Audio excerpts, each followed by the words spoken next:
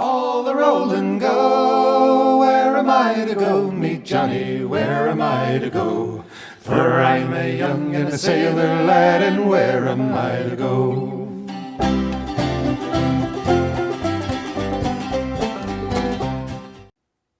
Today, we are at the Museum of the Mountain Man in Pinedale, Wyoming on Where Am I to Go podcast. And we are here with Clint, who's the curator and going to be taking us through here. And we're also with Linda, my traveling companion, and you will probably hear her asking a few questions in amongst things. But it's really good to be here today, Clint. I'm glad you've taken the time out of your day to meet with us and show us your museum. Well, it's great to have you here. I just wanted to say I'm the director of the museum. Not the curator? Oh, well, just I'm here with the minor director. Detail. Is the director above or below the curator? It doesn't matter. Okay, we're here with the director, and we're going to be going through this fine museum. I've taken a quick walk through. There is so much here to see. This is really a cool place. But before we do, Pinedale is kind of isolated, I guess you could say. It's not really on main roads. You hit it between Rock Springs and Jackson Hole. You can turn off and go over South Pass to head that way through the state, or you can go up through Afton and hit Yellowstone. But if you are Pinedale is a destination point, is the point I'm trying to make. Jackson Hole has all the notoriety. Pinedale, in my mind, is so much better than Jackson in so many ways. You don't have all the tourist stuff. It's a small town feel, but you have all of the outdoor activities, tons of history here, tons to see. Scenery is unbelievable, and you don't have quite the same amount of tourist traffic and that kind of influx. Yeah, I think that's correct. We're not really on the way to anywhere. We're kind of out on our own, and but people, this is definitely a destination for the Wind River Mountains, for people that are hiking, and for dude ranches, and for snowmobiling, and a lot of outdoor activities. The community is a destination place. And you, like you said, you sit right at the base of the Wind River Range. Correct. Lots of hiking. You've got, 1,000 lakes in a 50-mile radius? I mean, tons of fishing. You've got lots of access to things. BLM land for just going out and tooling out here on the mesa. Yeah, 80% of the county. It would take 2 or 3 months to get to St. Louis each way. And so they decided to bring a supply caravan once a year. We come up here in July, meet the mountain men. All the mountain men from all around the region would gather in one spot, and they would trade their furs from the previous year for supplies for the next year. So that's the reason for the rendezvous. The very first one was only 1 day because that's all it took to do that transfer. But the next year they brought alcohol, and then it just evolved from there, and it turned into a big party. In the middle of summer is when beaver are not the best fur. They would still trap in the summer if they come across a beaver, but that really wasn't. They wanted to be trapping in the winter. And so they'd take the summer and take it off and meet at rendezvous, and it'd last a month to 6 weeks by the time some of those last ones, and it was just a big party. It was an excuse to get together and be with your friends and just have a great time. There were thousands of people at these rendezvous. Still probably some of the biggest gatherings ever that have happened in there. There's only 10,000 people in the county right now and 2,000 people in Pinedale. Those rendezvous would have 400 or 500 mountain men and then 2,000 or 3,000 Indians. And so it was a huge gathering. And great big multicultural gathering. It was a multicultural gathering. Even the mountain men themselves were multicultural, with Spanish and French and American and Scottish and different Indian tribes from the east. So like the Iroquois Indians, there were some of those out here, the Delaware Indians. So this was a very multicultural, international area at that time, an event. Cool. Yeah. And when was the last one held? 1840. 1840. And so they're still pushing 10 years before the immigrants started coming across on the Oregon Trail for the gold rush. And yeah, the first, what's considered the first immigrant train was in 1843, and it was led by mountain men. So all the trails, the mountain men followed Indian trails is what really happened. That's how they got out here. But then they got to know them all. And then they ended up establishing the trails that the immigrants came through. And so a lot of the mountain men ended up being immigrant guides. And Fort owners. Yeah. And Fort owners like Jim Bridger. Yep. had a fort or two. I know that he had Fort Bridger. Yeah, mainly Fort Bridger. And he built that right at the right time. He built it in 1843, that same first year that the immigrants were starting to come through. And that's why that became such an important fort, is supplying the immigrants. Cool. Well, let's start going through the museum here. Okay. And taking a look at some of the displays. And let's start over here. Actually, I'm going to start you right here just because this is cool. That is cool. This is our buffalo hide teepee. It's a 20-foot buffalo hide teepee made out of 20 different buffalo hides. It's an exact replica of one that's in the Smithsonian. Probably the one in the Smithsonian was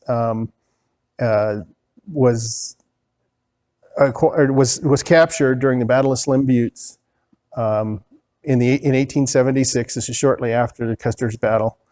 And it was taken back to the Smithsonian. It's been there ever since. It's so fragile that they can't bring it out and display it. But we have a historian consultant that works with us by the name of Michael Badhand. He was able to go and firsthand examine that, measured every single hide, even measured stitch counts, measured the patches, everything on them, and made an exact replica of it. And so that's what we have here. This is later than the Mountain Man period. This is 1876. But this is very much what the teepees would have looked like for the Plains Indians when the Mountain Men were here. Mountain Men would have been very familiar with this. This at the time, by the time this was built, canvas was really prevalent out here, and most of the tribes would have been building canvas teepees. This was considered a warrior. This was a warrior society teepee, so it was kind of a special teepee. So it wasn't one that they lived in. It was kind of a clubhouse for the warriors. And so they think that's why it was built out of buffalo so late, is because that was the traditional way of building it. And the liner inside, which has war graffiti on it, war exploits on it, that's 10 extra hides. So there's 30 total hides here. Wow. They're all buffalo, they're all brain tanned by hand and all stitched together with sinew, built exactly like it would have been built back in those days. That's awesome. And just to bring up a point here that you just brought up, brain tanning is where they actually use parts of the animal, being the brain, I've heard the spleen, and different parts in order to make the leather soft, supple, and basically weather resistant. If you don't use anything like that, you've just got what they call rawhide. And the rawhide will stretch when it's wet and then constrict when it's dry.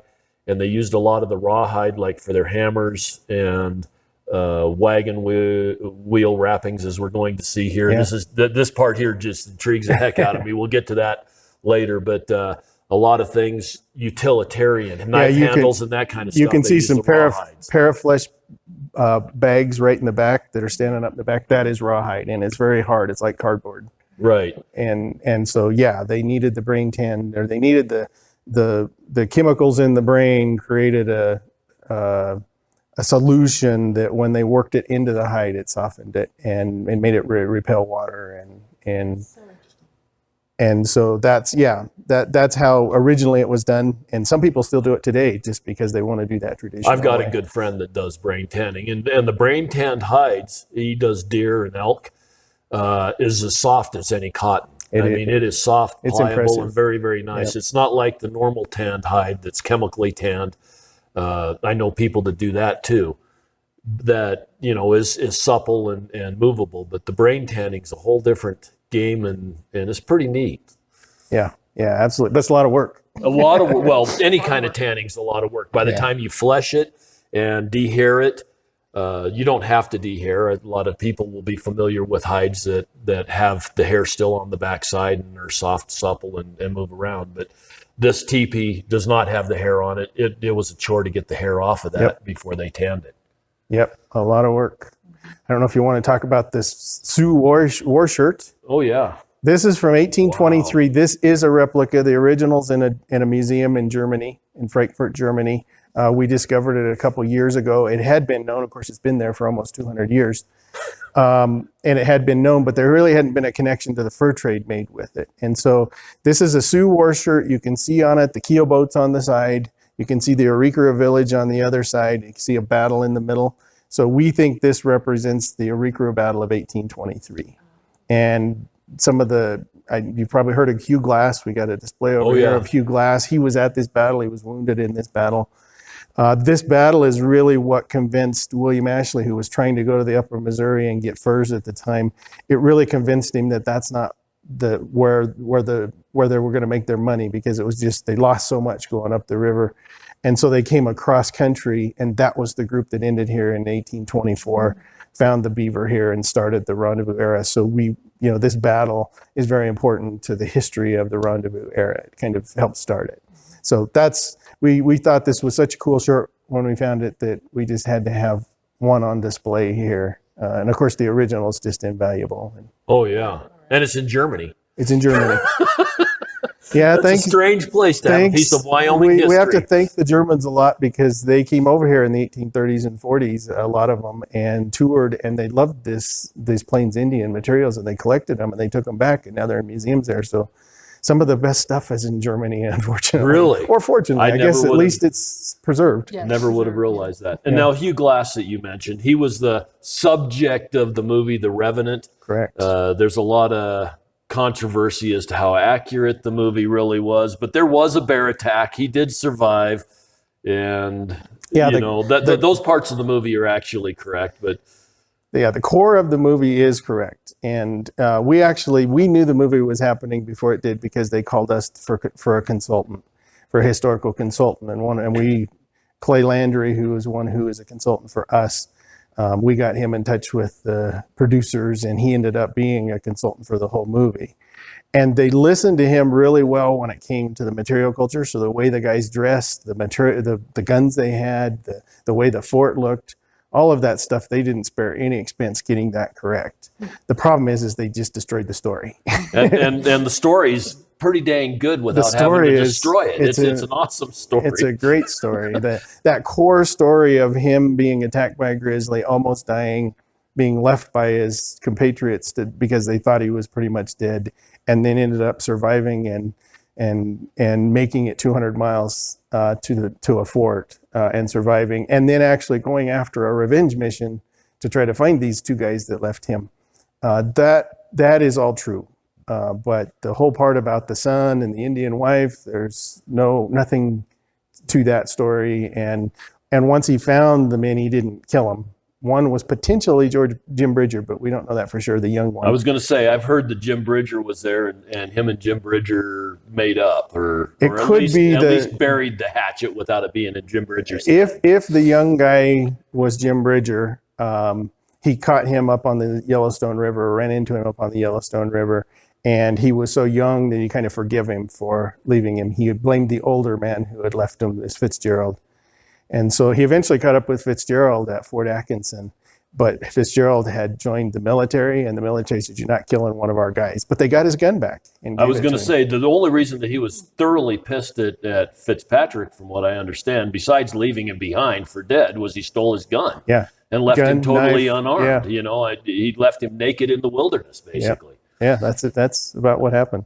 So that story, it's a fascinating story. It's one of the best stories of the Mountain Man era. And I think they could have made a great story just sticking to the story, but they had to make it more exciting, I guess. So, but we're happy with the movie because millions of people were introduced to this new subject, and so it gave us an opportunity to tell the real story. Right. So, That's true. Yeah. Yep. And it was a good movie. yeah, entertaining. I did watch it. It was a good movie. I shook my head a couple different times, but this still was a good movie. Okay. This shows some of the clothes and accoutrements of the Mountain Man. These guys, when they came up here, are bringing an American European culture up here into this, what's a Plains Indian culture, two completely different cultures. But they very much needed the Plains Indians. They needed to trade with them. They learned how to live up here.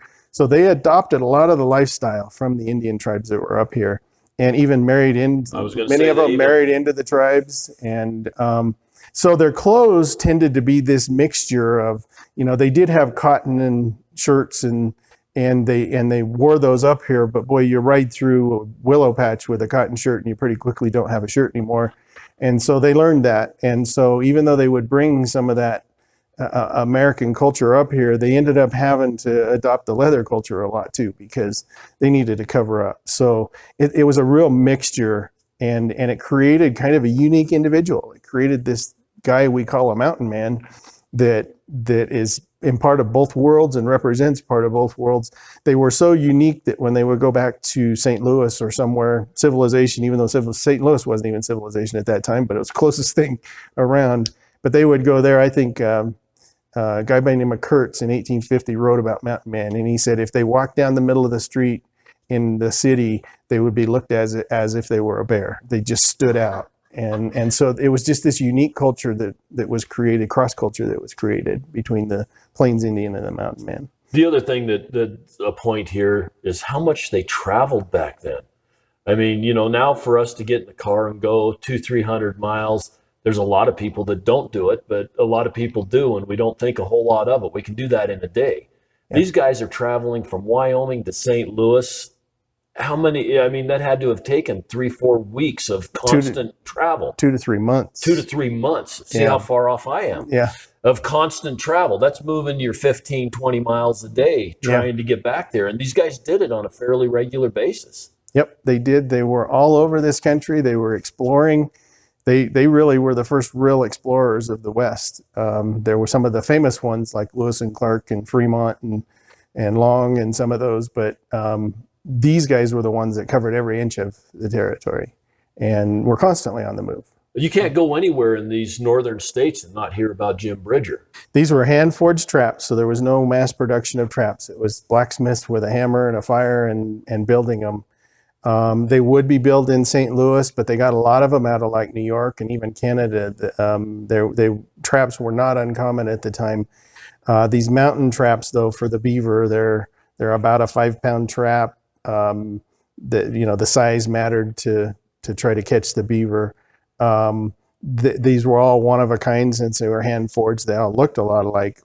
You know, any particular blacksmith would build ones very similar. We got one back here from the 1820s. I'll show you when we get there. Built by Miles Standish, who was all the fur trade records show him supplying goods to Rocky Mountain Fur Company, American Fur Company. And so we know that's what they looked like, although actual traps from that period are really hard to come by. They have disappeared, but we know from the fur trade records and who built them what they look like. So these are replicas right here, but they are hand-forged traps. And most of the traps that they were using at the time were leg hold, or did they use a lot of snares? Nope, all leg hold. Everything was leg hold. Yep, the whole intent was to try to capture the hind foot of the beaver.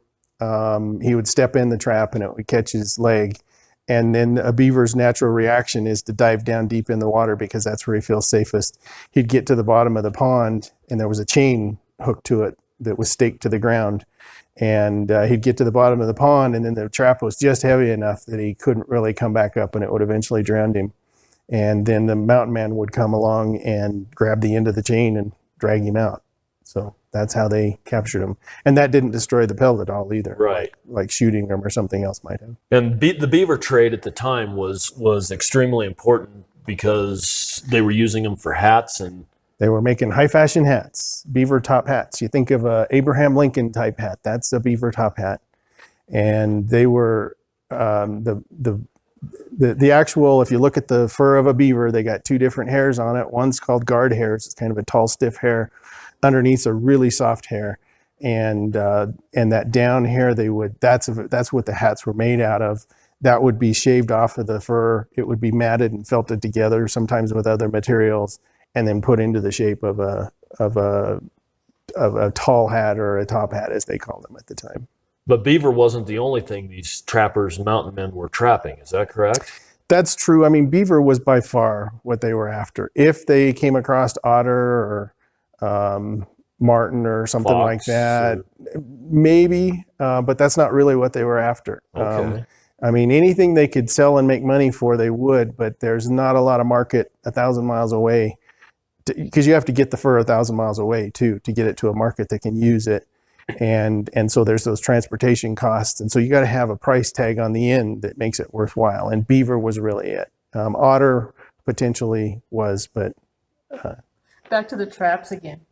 They were kind of heavy. Yes. And so how many would they order to have carried into the wilderness? Each mountain man that was trapping would carry 5 or 6 traps and try to set all those in one night, then go back the next day and see what you caught. So that gets into the economics a little bit. At rendezvous, a mountain man could sell a beaver pelt for like $5. If you got 5 traps and you set them in one night and you get 5 beaver, that's $25. That's worth almost a month's wage back in those days in one night. Traps, they would have those ordered and made. How much would that cost them? Were they independently buying these, or were they through a company of some sort? It was a mixture. There were some trappers who worked for a company and would be supplied their traps. The company would buy them. There were others that were free trappers, and they would trade with companies that would bring those traps out here for the purpose of selling them to the mountain man. And then they would buy them themselves, essentially just on book money. So they would put 5 traps on the books against their account. And then when they brought the beaver back, they would get a credit. So how much would one of those cost him to have made? That's a good question. I should have that on the top of my mind, and I don't right now. We have a sign over here when we get there. Okay. I believe it has it on it. Okay. Mountain men were carrying a bunch of weight when they Yeah. were, I mean, they had their flintlock or their percussion rifle. They had had to have all their clothes, and leather's not super light. They had these traps at 3 to 5 pounds a piece, and the chain and other things to do the trapping. Of course, they had their knife. They were carrying probably 50 pounds of weight with them everywhere they went. Yeah, that's well, and then you also got the beaver pelts. So when you trap a beaver, you got to pack the pelt back with you. Or, they get to a point where they'd have like maybe 60, 80 pelts they'd put into a bale of 100 pounds. And sometimes they would cache those, bury them somewhere, and then come back and pick them up. But that's a little bit risky. You did that when you had to do it. They did that fairly frequent. But when you got those pelts, you got to pack those around. So that each beaver pelt's probably a pound or maybe 2 pounds. Oh, if they're wet, yeah, they'd be at least that, I would think. And so it was, they packed a lot of weight, and they did that by having horses and mules. So almost every mountain man would have a horse to ride, and usually a pack animal to pack all their goods. And did they have a hard time keeping those animals with the way that Indians and Absolutely. others wanted to get your animal from you? I mean, that was a valuable commodity back then. Very much. But the Plains Indians were very much a horse culture. So they had a lot of horses. So you could trade for horses. So it was not hard to find horses. It was easy to lose horses, but it was not hard to find them also. And you just had to have something to trade, something of value to trade for. So. Was there a lot of thievery amongst the Indians and the mountain men and that type of stuff? Or was your product pretty safe? No, I mean, if you left anything alone, yeah. I mean, if you cached goods in the ground and somebody comes across and finds it, they're probably going to take it. Now, there was a code of ethics, and it said don't take stuff, but the reality is some people would. There's nobody policing anything out here. Right. Oh, yeah. And certainly the Indian tribes, they would very much, well, every Indian tribe was different, and everyone treated that differently. And but there were some tribes that, if you catch a mountain man out there by himself, he might just lose all his stuff. Or if you're not guarding your horses in the middle of the night, and they didn't look at that as stealing. That was a communal. They lived in a warrior culture, and they were constantly had their head on a swivel sort of thing, and that's the world they lived in. And if it's somebody who wasn't part of your tribe, it was a different tribe, or these white guys that are out here, if they're stupid enough to leave their stuff where you can take it, then you take it. And it's considered like war capture, not stealing. Now, within the Indian tribes, they didn't do that. They didn't steal from each other. That's not a way you keep a community together. Right. And so that was very much policed. So it's a complicated question. Yes, you could lose stuff out here people didn't just find something laying on the ground and leave it. That anybody would take it out here. It was just about a matter of survival. Yeah. Okay, now we got a mountain man camp over here. Yeah, we talked about all the weight they packed, which was true, but they tried to stay fairly light. So they didn't pack teepees with them or anything. A typical bedroll would be a buffalo hide and a Hudson Bay blanket, or a couple of them, and they'd throw it on the ground with a tarp over them, and they were constantly on the move. You were going from stream to stream to stream to trap. Sometimes they would take the trouble to build a little lean-to like this to shelter them. Just depended on how long they planned on staying there. But they traveled very light, so their bedding was not very extensive. But a buffalo hide alone is 30, 40 pounds. Yeah, it's a lot of weight. It's a lot of weight. Yeah. But the one cool thing that you have here that you don't get to see very often is the bowl boat. Oh, yeah. And basically what I'm looking at here is willow branches done up in a circle with a buffalo hide with the hair on, stretched over that willow frame, and then lashed together with rawhide again that will shrink up and hold things tight. And they actually use these boats made out of buffalo hide for going down the river or getting across water. Correct. It was a quick way to build transportation. There were a lot of buffalo up here during the mountain man era. When the hide's green, you can strap it around this willow frame, and then as it dries, it really tightens up. So it becomes, they build them as, they could build buffalo hides big enough to carry 10 people, to cross a river. There's a picture back here of Alfred Jacob Miller that I'll show you that shows that very thing. And they're sewing these hides together, or Yep. or it's just, okay. Well, one this hide makes a boat about this size here. Yep, this is a single hide boat. Okay. And this would be like to cross a river. Yeah, and it's big enough for maybe 2 people. I don't know what the weight Yeah. limit would be, but it's probably 14, 16 inches deep, and you'd have to kneel in it and boogie Yep. across the lake. And sometimes they would use them to float down rivers. That first year when they tried to take furs down the Platte River, Thomas Fitzpatrick built himself bow boats and tried to float the whole Platte River, but he got over there somewhere near Independence Rock and Split Rock and Devil's Gate, and somewhere there he got into some rapids and turned over and got all his furs wet, and he decided this isn't working. The Platte River is just not. It was that in combination with many places where it was so shallow that he had to drag his boat, and he determined at that point, I'm not going to do this anymore. So he took all his furs out, dried them out, rebundled them, buried them, and went on foot down to St. Louis and came back and got the furs. So Cool.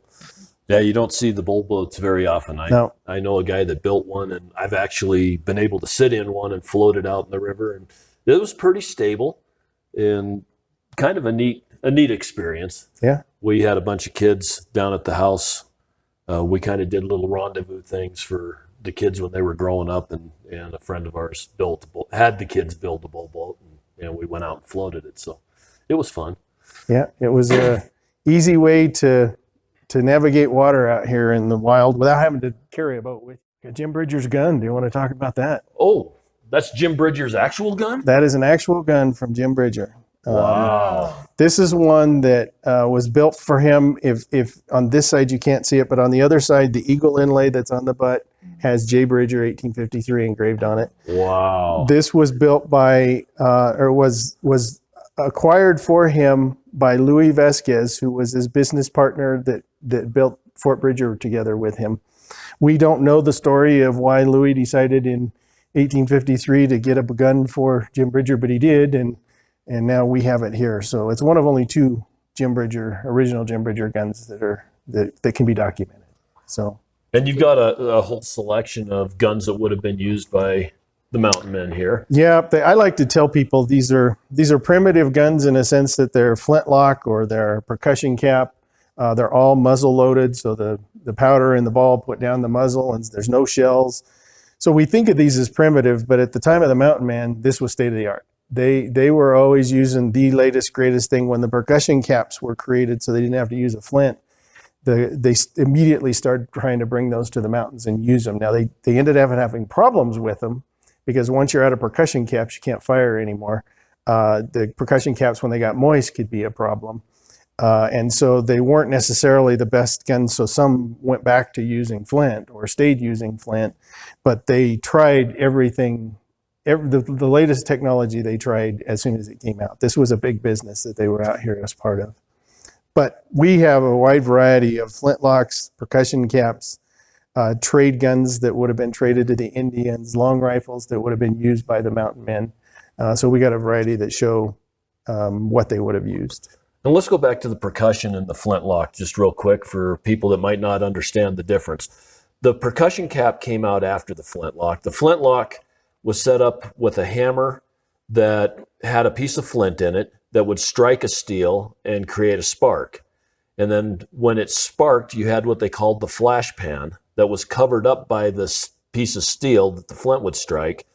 And the spark would ignite the flash pan, the gunpowder in the flash pan, and it would go through a little hole into the firing chamber where you had more gunpowder and a wad and then your projectile. And so when you fired a flintlock, which I've done a few different times, it's a really interesting experience because you see this flash, and then it takes a little while for that spark to get inside the combustion chamber before it pushes the projectile out. So you see a flash and then hear a bang, and there's maybe a half-second delay. Yep.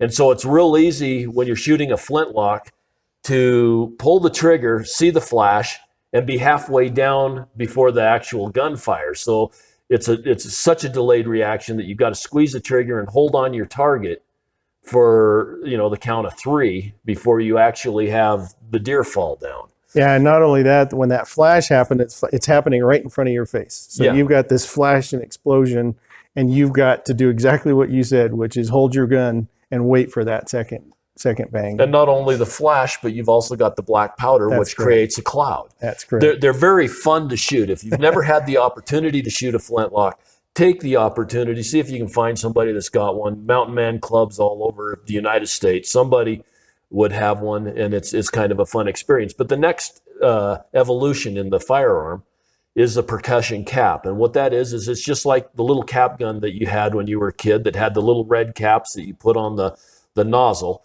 and it would strike and make the noise. Well, the percussion caps you carried in your possibles bag, which had everything else in it. And you would put the cap on a little nipple, and that would strike, and then the spark would go down and ignite the powder and push the projectile out. And that was a lot more instantaneous. But like you said, you had the problems. You have problems with both of them. Your flash pan, if you tipped your gun sideways on the flintlock, you could empty your flash pan out and not have any powder to ignite the powder on the. That was the advantage of the percussions, is you didn't have that exposed flash pan. Right. You didn't have that first explosion. The cap itself did that first explosion, and it was all inside the gun, so you didn't have that extra flash in your face. And you could keep the hammer down until to keep the cap on the nipple until you were ready to use it. So. But if you're in a hurry trying to put a little tiny cap on a nipple when you got somebody firing at you in a war type situation is probably very unnerving. I'm sure. And same thing with the flintlock, trying to pour that flash powder down in the little container before you. It was all a major chore, and firing these things fast was not. You can maybe get 2-3 rounds off in a minute if you were that'd be really very good. proficient, and they were not easy to use. Yeah.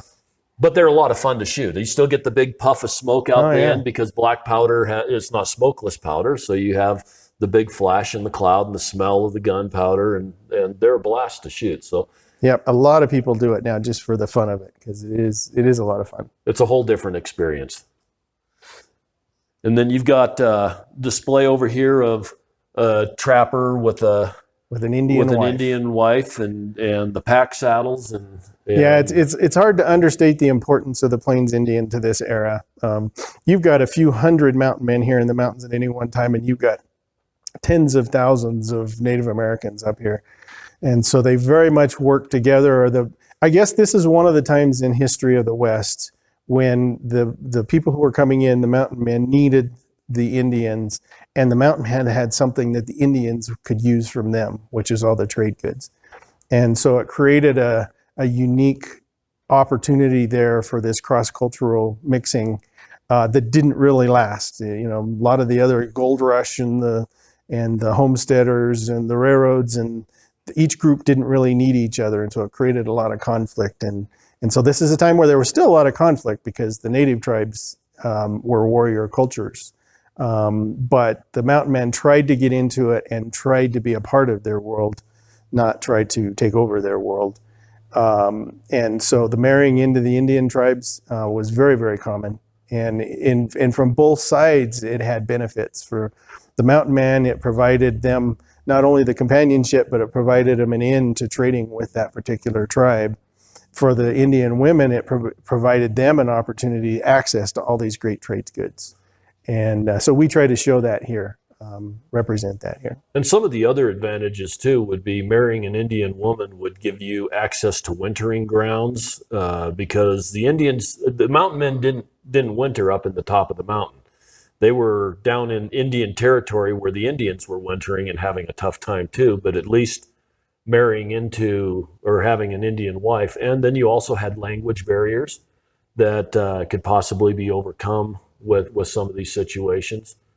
I would think that there'd be a lot of benefits to have. Yeah, the mountain men, some mountain men, Edward Rose and Jim Beckworth, and some of those guys ended up living for years with the Indian tribes.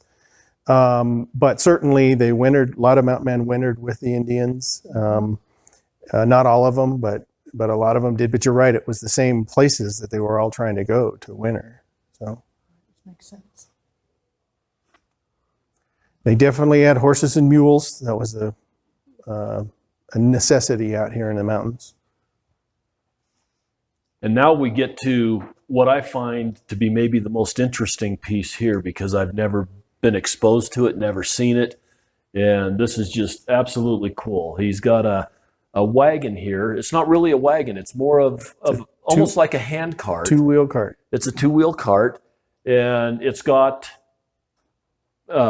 rails on it that are about 20 feet long. It's long enough that you could put a horse in to pull from the collar of the horse, and the horse would stand in between the two rails and pull the two-wheel cart.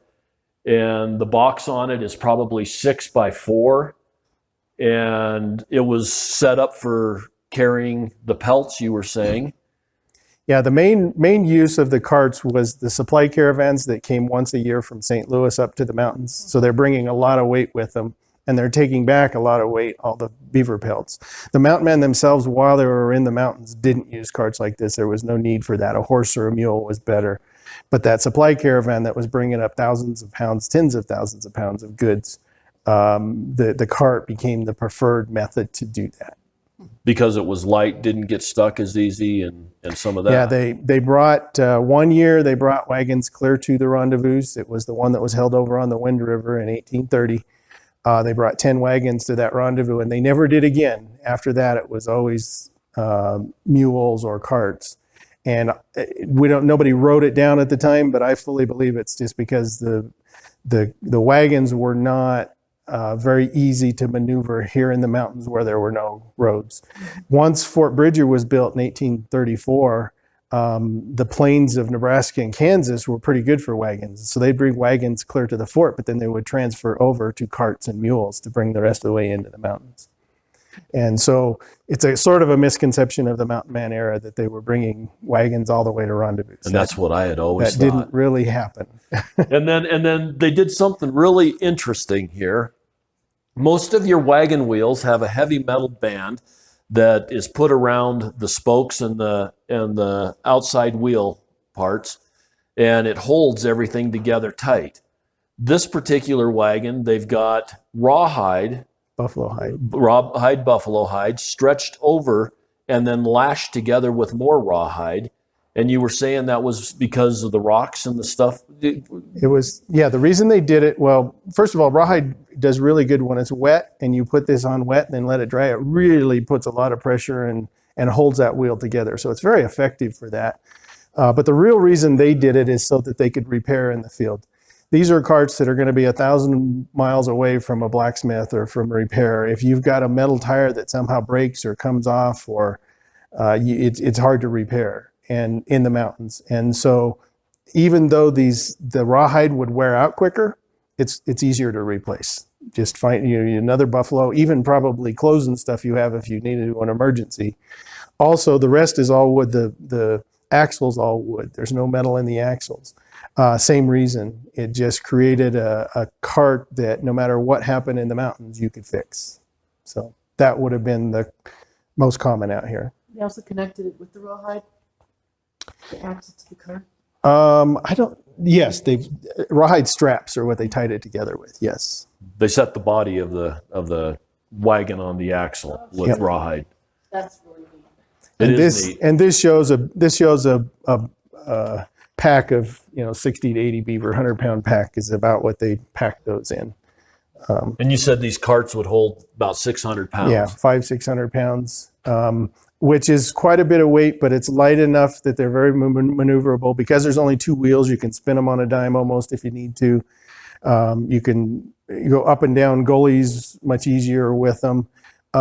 They're light enough that you can usually, for a short distance, can float them across a river. So if you take them, pull them across the river, with the 500 pounds, there's enough surface area there that they can hold that and float. Not forever, because they're not a boat. They're not built to float, but you could get across a river with them without having to unpack everything.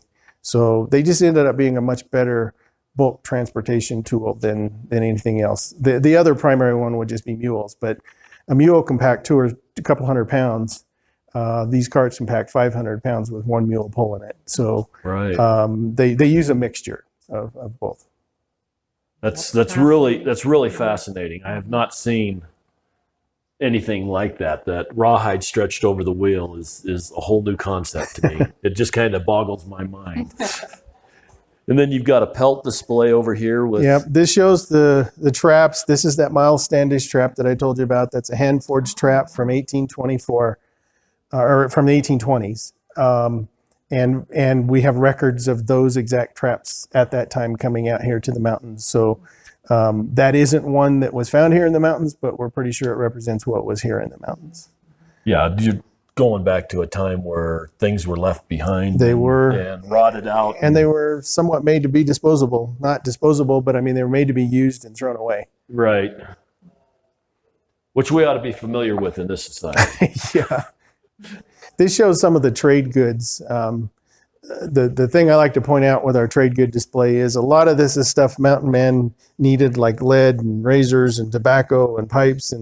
But when you look at things like beads and bells and some of the cloths, and that's all for trade with the Indians. That's what the Indians wanted. And that was a major part of the business model out here was to bring supplies and trade with the Indians.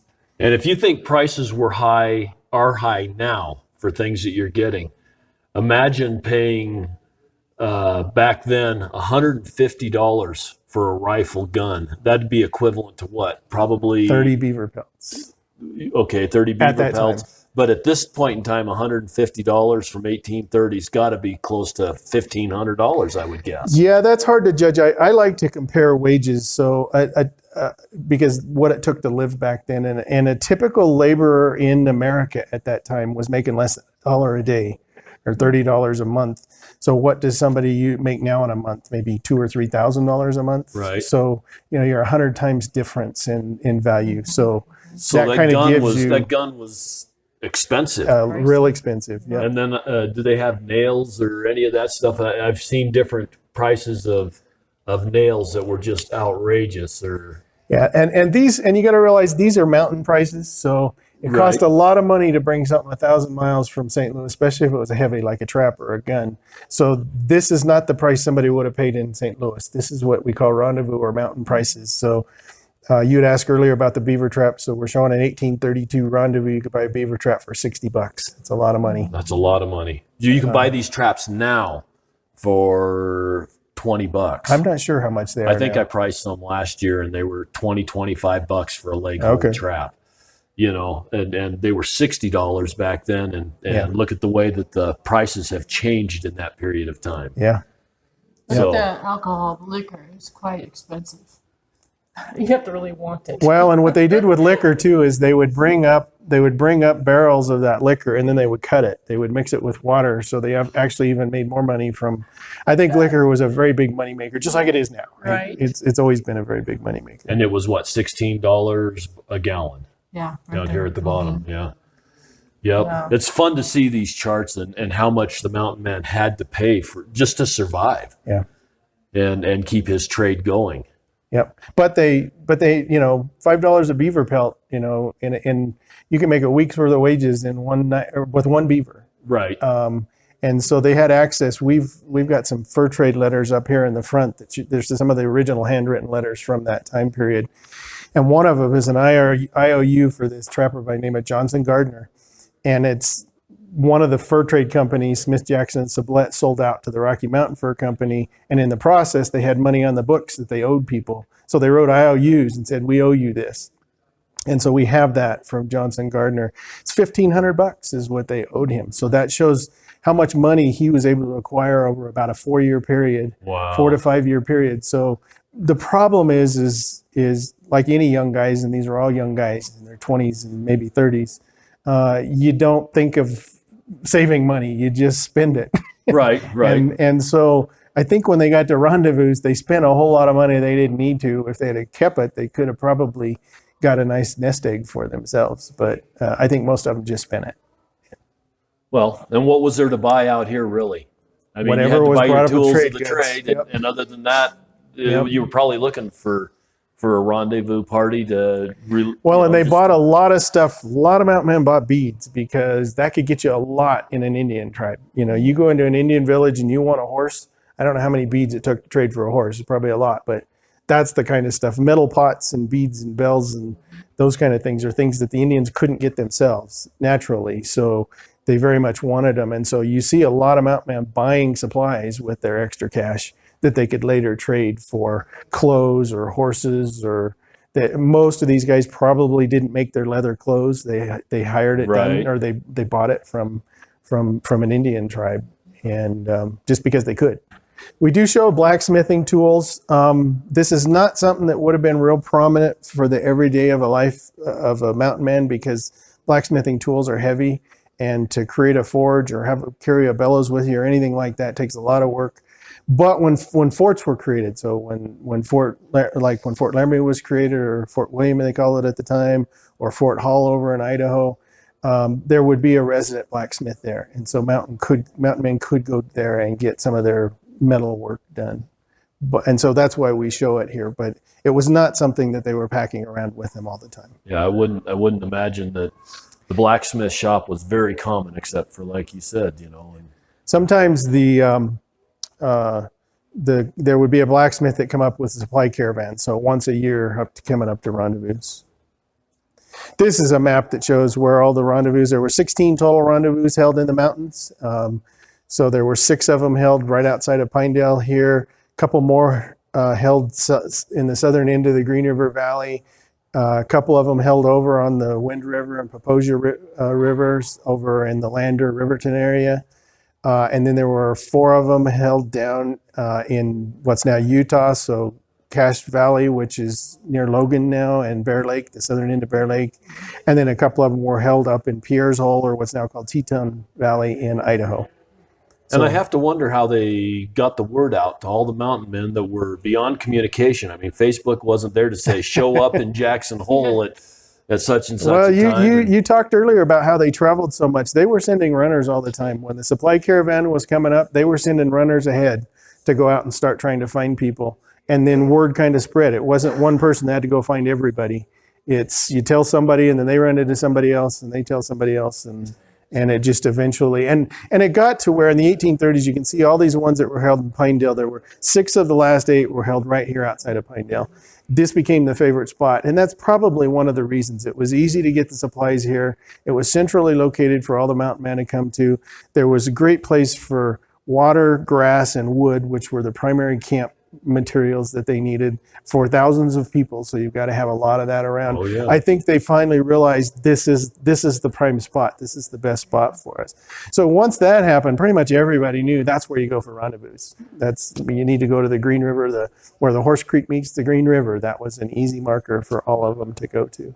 And these fur trading companies, as they were coming out, they hired the people to be the runners to go find these. Yes. That's interesting. I had no idea that was going on either. And even and most of the mountain men were up here that were traveling in brigades. You didn't travel around in 3 or 4 guys together, because that's a good way to end up at minimum getting all your stuff stole, but maybe getting killed. And there was just a lot that was dangerous out here. So they traveled in brigades of 30 to 60 guys. And even the free trappers traveled with those brigades for protection purposes. So it's not like there were guys that, there was this group of 3 and 4 guys, thousands of them all over the mountains. It was, dozens of brigades around the mountains is what it amounted to. And so the brigades were sending out runners to go see, where's the supply caravan? Go, because they knew the route the supply caravan would bring. And so they would start heading out. And even competitors, like the Rocky Mountain Fur Company would have their brigades and their supply caravans, and the American Fur Company would have their brigades and their supply caravans. They'd all to come together at the rendezvous. But you could run into one of your competitors. You know, if you're a Rocky Mountain Fur guy, you could run into American Fur Company wagon or supply caravan, and they would probably tell you if they knew where rendezvous was. Now, I'd say probably, because there was a little bit of deception out there. Oh, I'm sure. It was a lot of money involved, and so people did what benefited them. But they would all come together at the rendezvous. One of the reasons the 1838 rendezvous was not held here in Pinedale was the Hudson Bay Company, coming out of the Columbia River area, was starting to come to the rendezvous and get into the trade, and the Americans didn't like it. And so they decided, if we go across the Continental Divide, they can't follow us. They can't come to the rendezvous. Well, some mountain man, some brigade somewhere found out the rendezvous had been moved to the Poposia. And so he put a note on a tree here, and where the normal rendezvous would have been, that says, "Hey, come to the Poposia." That's where the rendezvous. So the Hudson Bay guys get here and see the note says, "Come to the Poposia." And so that's what happened. And they didn't let the international boundary of the Continental Divide stop them. They went over. Yeah. Huh. All interesting stuff.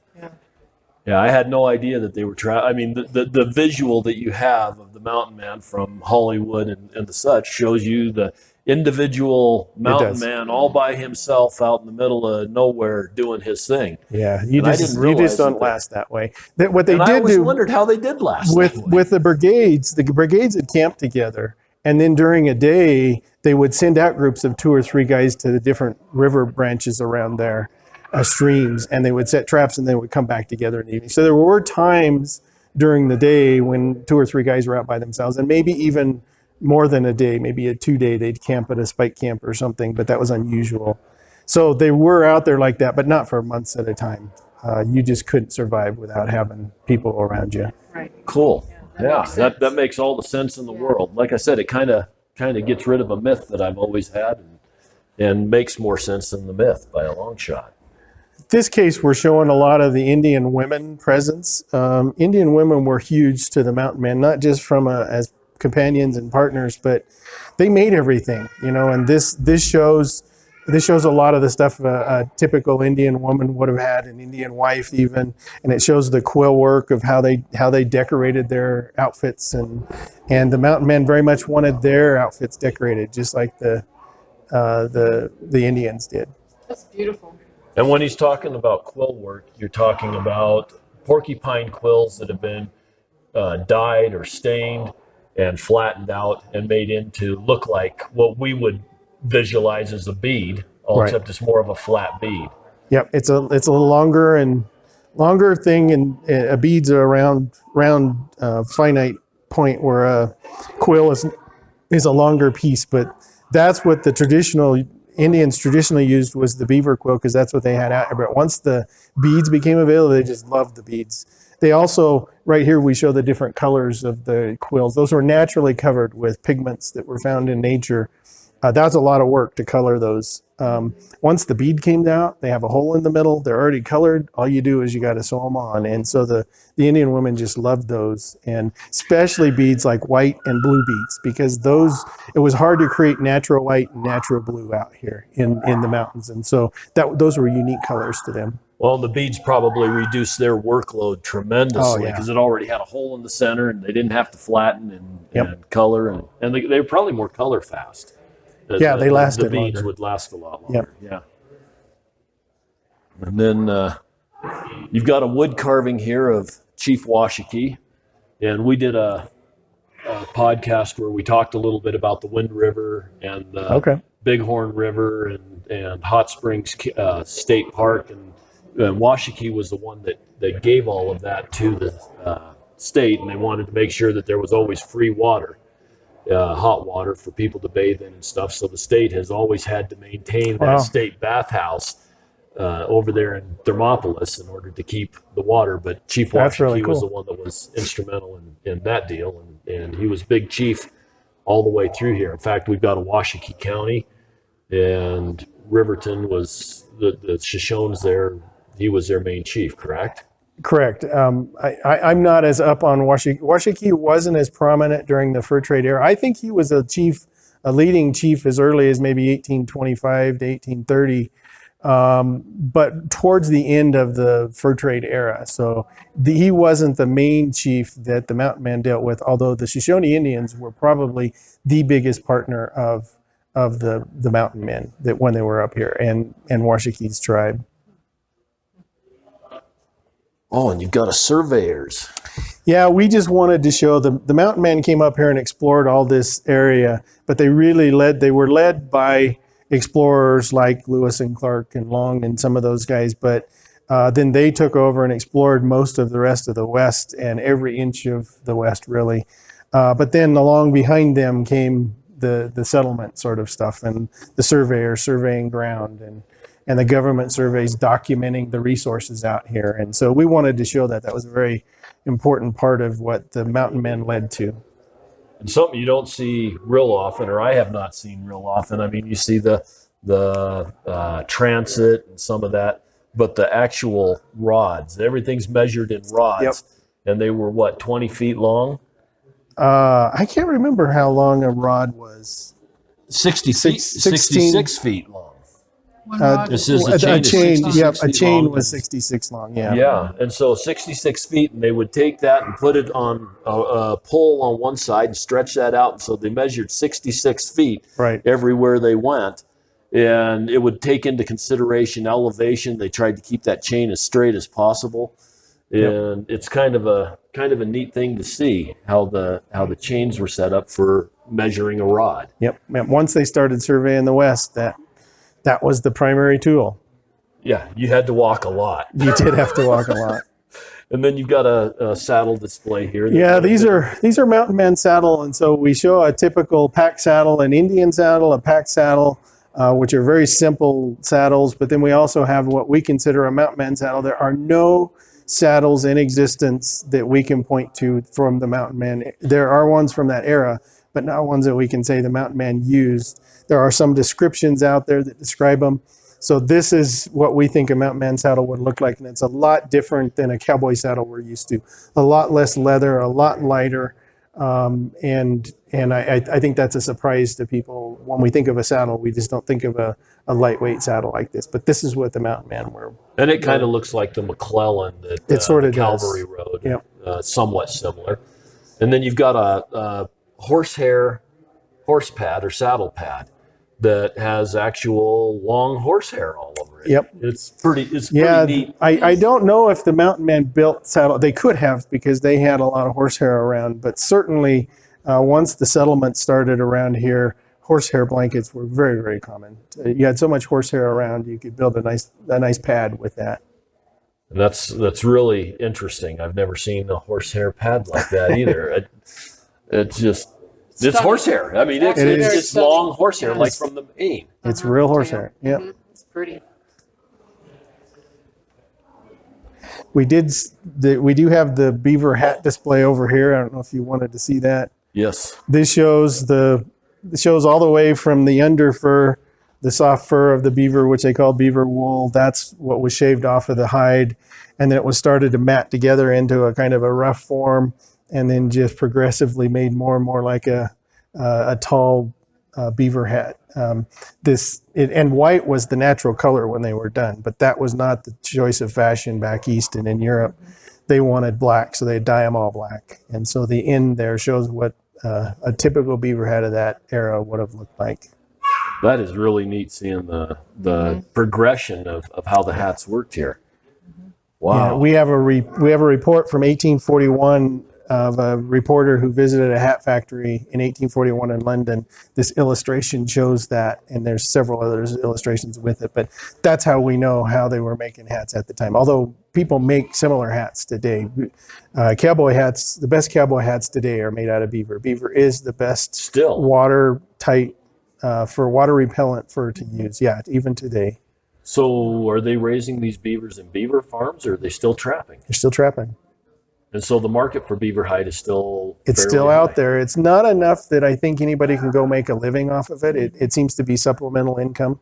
There are probably traders who, middlemen who take the beaver pelts from the trappers and bring them all together, and they may make a living out of it, but the trappers themselves don't. There's just not enough money in it. But it's still, and most beaver hats today, or like a cowboy hat, you go buy a cowboy hat that says 10X or buy one that says 100X. It's supposed to reflect the more beaver, the higher the X, the more beaver. But there's no standard. So every hat company uses their own number, and people think 100X means 100% beaver. I'm not convinced it does. And I've never talked to one of the hat manufacturers, but I would be surprised. The amount of beaver it would take to make a beaver hat like that is quite a bit. To make a hat, even back in the day when these beaver top hats were common, to make a full hat out of that would probably take 4 beaver if it was all beaver. But they didn't use all beaver. They mixed in other cheaper, like rabbit. Rabbit was very common, just to make them cheaper. But it still had enough of the beaver to be water repellent. That was the whole purpose. Although this started becoming a fashion statement more than anything else. That's why things like silk hats were able to replace the beaver hat, because silk hats looked just like a beaver hat. They didn't have all the nice qualities like repelling water and all that stuff. But it wouldn't surprise me if dandies of the day packed umbrellas with them because their hats couldn't get wet. It was more of a fashion statement. But we see the same thing with the diamond industry, and all the fake diamonds and all that kind of stuff too that people wear around. Yeah, see my big old diamond ring. Yep. And you can see our dandy right here. We have a dandy. A mountain man wouldn't be caught dead looking like that. But that's what the hat. I wouldn't be caught looking like that now either. That's what the whole industry was supporting, is people who wanted to look like that back east and in Europe. Pinstripe pants and the long coat and cane and We do have a beaver coat here, so we got a coat and gloves and mitten all made out of full beaver. That would not have happened during the Mountain Man era because the pelts were way too valuable to send back. But it is it makes a very nice coat, very water repellent coat. This would have been made in the early settlement era, so early 1900s around here, late 1800s, because it was a raw material that was around here and there wasn't a big market for the beaver, and so they could afford to trap them and make a coat out of it. But we like to show that just because it shows the different use of beaver over time, how it changed. Cool. And then you've got a wildlife display. I noticed that you had 4 ram heads over We got the Grand Slam. The Grand Slam. And the Grand Slam is, okay, you're going to have to help me with this. We got the desert bighorn. We've got the bighorn sheep. We've got the Dall bighorn. And we have let me see, we got the desert, the Dall, the bighorn, and the... I don't know. We're going to have to go look. You got to know. Which one am I missing? The desert? The Dall? We're missing one of them. When we get over there, we'll find out. We'll have to figure out which one I'm forgetting.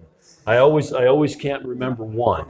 It's a different one every time. But There's one you can't remember. there's one I can't remember. It seems like invariable.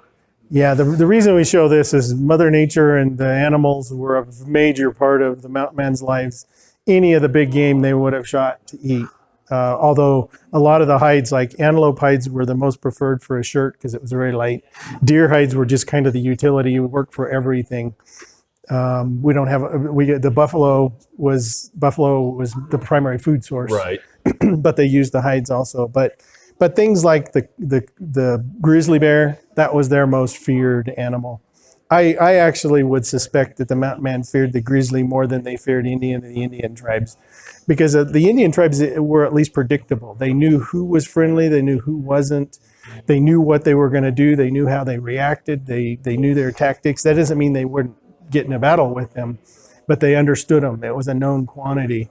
Grizzly was just so unknown. You would go around a corner. These guys are all down in stream bottoms trapping beaver in the willows, and that's where the that's where the grizzlies are. The grizzly bears are too. And so you could walk around a willow and startle a mama grizzly, and you're in trouble. And many of these guys did. That's how Hugh Glass got got attacked. And the Hugh Glass story is really famous, but just 2 weeks after Hugh Glass, Jed Smith had the same thing happen to him, and he was attacked by a grizzly. Instead of the guys leaving him, though, he had his whole scalp tore off and one of his ears tore off. But instead of his guys leaving him, they took out needle and thread and sewed him up, put him on a horse, and they continued on. So it was a very common occurrence. We have one case that we like to show, the mythic mountain man. We have the Revenant poster in there. But these guys were mythic in their own times. People were talking about them, and dime novels were written about them in their own times. and every generation since, we've been mythologizing these guys. And so this case kind of shows that with records about them and comic books about them and trade cards and movies and dime novels. Grizzly Adams. Every generation revisits the mountain man and makes it into what they want it to be at the time. And it's been happening over and over and over, and I don't see any reason it will ever quit. No, it's a pretty iconic era. It is. It's a romantic era. We even have a woman trapper here. Yes. Female trapper. For the dime novel. The dime novels weren't always true. But they had a story. They had a story, Yeah. and somebody would pay a dime for it. And then we've got over here. Yeah, please don't touch those things. Over here, we've got a Winchester collection. Yeah. Yeah, this is not Mountain Man era, but it's just one of those things that was donated to us. It's just such a great display that we decided we had to have it. This is a Pinedale display. This is a Pinedale A gentleman display. from Pinedale had this collection. Yep, a man by the name of Vernon Delgado, for over a 30-year period, bought these commemorative Winchesters. Almost all of them are 30-30, but there's a few others. But all of them are engraved and dedicated to a different theme. And they would make one or two every year, and he would buy them, and so created this incredible collection of over 100 guns. He bought so many guns from them that they ended up making a special issue Sublette County commemorative Winchester just for Vernon. And we have one of those here. There were only 10 of them made.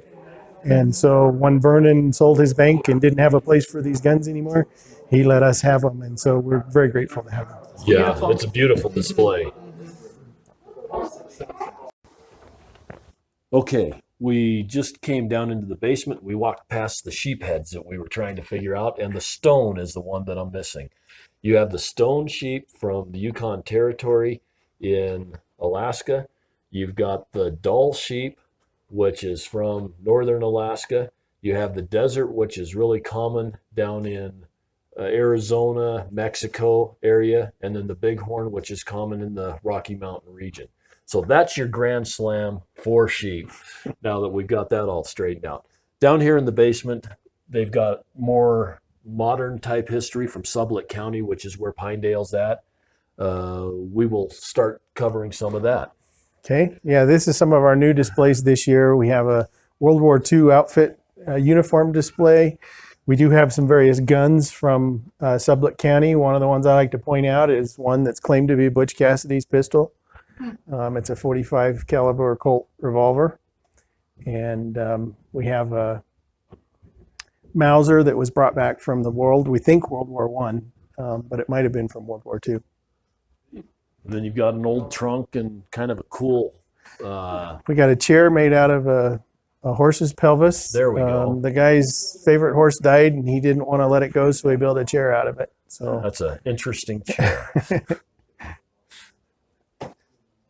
And then just, probably one of our largest, we are the Sublette County Historical Society, not just the Museum of the Mountain Man. And so we have a huge settlement era collection, and we try to show some of that stuff down here in this area. So we've got a lot of stuff from all the different decades of the Sublette County. And this is history. heavy ranch area. Yep. This And is settled. so- The settlement was with cattle industry. Very much so. In fact, is the Cattlemen's Association still going where they've got the cattle runway Yep. going all the way up to Cora, because they all do open range? Yeah, they all have. through there, and then they do a big roundup every year and then separate all their cows out. Yeah, they have what's called the Green River Drift, and they've been doing that for more than since the 1880s, probably 1890s, where they took the cattle up into the forest to pasture during the summer, and then the cattle would naturally drift back down as the weather changed, and they would gather them all together and separate them into the different ranches and take them All out the to ranches get together and Yep. they do all of that gathering. And It's a it- big community thing. It is. It's the oldest and longest cattle drive still happening in at least Wyoming, but probably in the West. And just 3 or 4 years ago, I can't remember exactly when, it was listed. The actual Green River Drift itself, the trail, was listed on the National Register of Historic Places as a traditional cultural property, meaning it represents the community, not just was a historic item. So it's a pretty special feature of our current history, but it's been around for 130 years. Yeah, it was one of those things when I was here, every fall you'd see it for 2 weeks, just constant work running them cattle to get them all separated and stuff. It was always fun to see. And then we entered this gallery here of William Henry Jackson. Okay. And Jackson was one of the first photographers out into the West. Correct. And he documented Yellowstone. He documented the Indian tribes, the way they were living, all of that kind of stuff. Yeah, he started with the Hayden surveys. Hayden hired him to come out. One of the first trips they did was up into Yellowstone, and he took pictures in Yellowstone, and that's what led to the creation of Yellowstone National Park. These photos are all original photos from 1871. They are the actual original prints from 1871. It's a process called Albert type. They're really rare. It was an expensive process at that time, but Hayden had it commissioned and done. So these are real rare photos, original photos that were used. Not these particular photos, but copies like this were used to create and convince Congress to create Yellowstone National Park. Because they didn't really believe what all was here when the mountain men came back and told them what was going on in what was then called Coulter's Hell. It was just legend, yeah. They couldn't believe that there was smoking pots and hot water and geysers, and it was beyond their comprehension. And so these pictures helped out a lot with preserving those, and also Thomas Moran, the painter, went along, and so he created the color versions of those. The two together really helped sell it. Yeah, this is a nice display. And this was all done with one of those old cameras that you see with a box camera.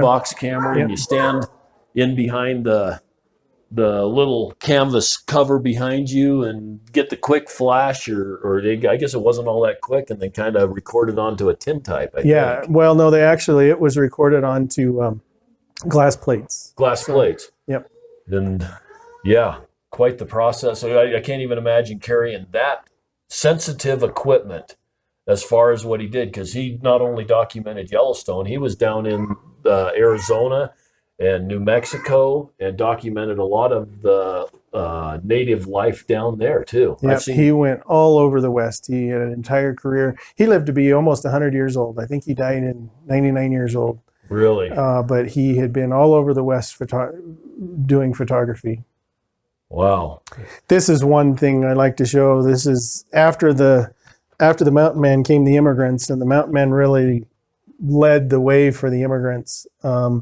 And later in the immigrant era, there was a trail built by a guy by the name of Frederick Lander, and it was built from South Pass City to Fort Hall in Idaho, and it was a shortcut on the Oregon Trail. It was built in 1858. In 1859, he came back and brought a young artist with him by the name of Albert Bierstadt, and Bierstadt went on to paint what he saw out here and became a very famous American landscape painter. But at the time, he brought a camera with him, and cameras were very new at the time. And he took these pictures. These two pictures right here are immigrants on the Lander Trail in 1859.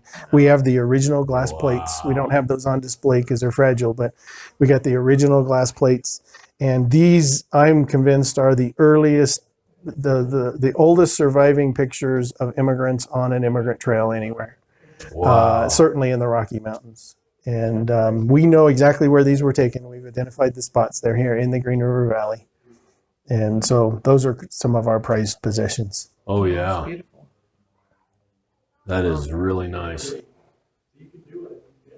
This is an awesome museum.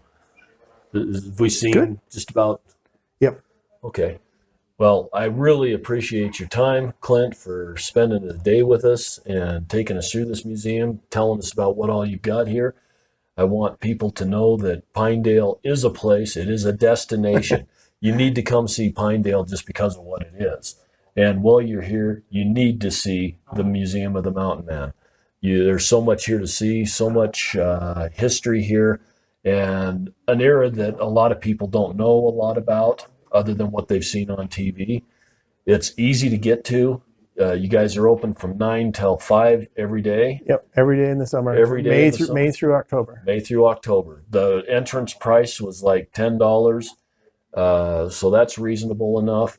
And it's well worth the time, well worth the visit.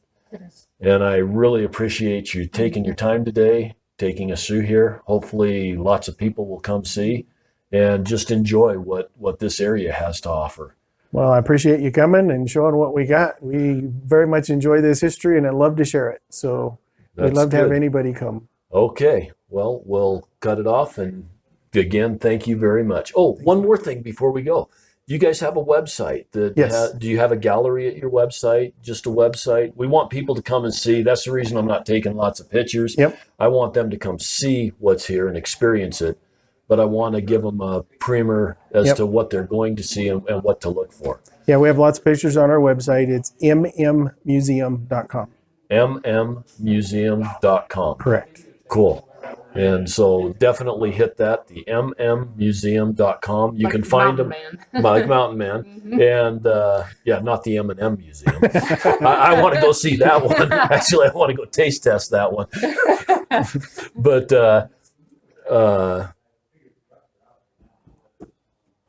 I lost my train of thought. MM Museum.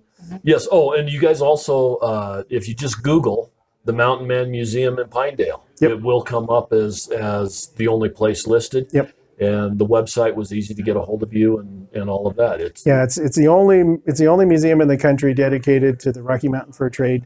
And it's only one of 2 museums in the country dedicated to fur trade in general. The other's in Chadron, Nebraska, which I highly recommend.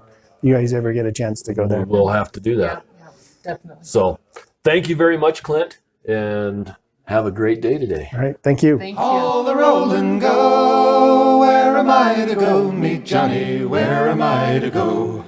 For I'm a young and a sailor lad, and where am I to go?